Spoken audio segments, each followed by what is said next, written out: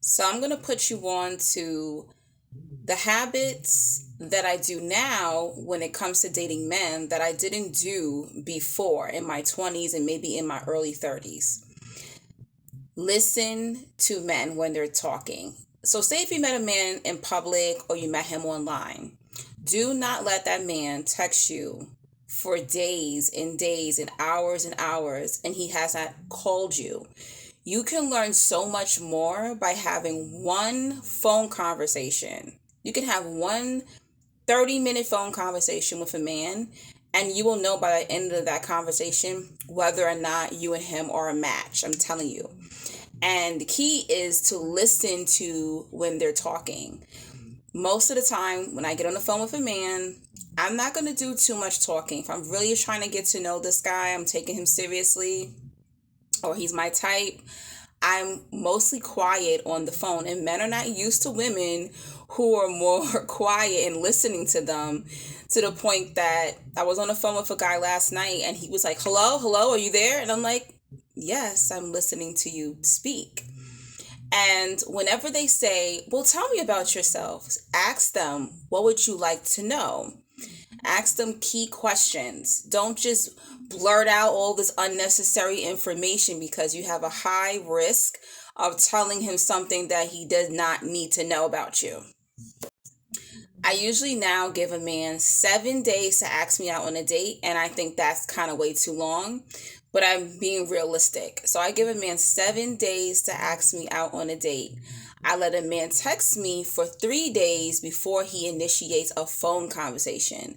We're not pen pals. You're not going to get to know me through text. You're not going to be low effort. If you can't make time for a phone conversation, I block them. That's it. I don't care how good looking they are, how much money they make, who they're connected to. I block them and I move on.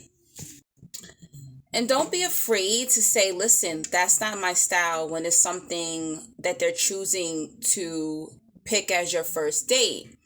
So one time this guy, he picked this rundown in the middle of nowhere diner for our first date. And I Googled it and I said, oh, no offense, but I go to nicer places alone and with my female friends. If money is an issue, we can go 50-50. And he immediately like, oh, no, I'm so sorry. I didn't know, like, what's your style? And I was just like, yeah, this is definitely not my style. And he said, okay, just Google some restaurants that you would like to go to. And I said, okay, no problem. I said, well, what is your budget? And he told me his budget. And I picked, one of my favorite Thai spots, and we went, and he apologized again at dinner. Like, don't be afraid to, set your standards. They're going to try to see, like, what they can get over with on you. Because if it's that deep, we don't need a date. We can set aside, meet at a Starbucks, and you have 30 minutes of my time. If they want to just do a meet up with them, go to Starbucks, I don't know, meet at a park, and give them 30 minutes of your time. And okay, great. Don't sit there for hours talking, letting them vent and all that. No. When they're ready to invest in you, and then y'all go out, then y'all can talk for hours and spend time together. Keep your time limited. Save your energy and time for when they're courting you, the guy that wants to court you, the guy that wants to date you. Don't waste your energy, your wisdom, your time just texting a guy or, jonesing on the phone. No, let them invest in you and waste your time with those individuals. And don't have any expectations like that. Just have fun, go with the flow.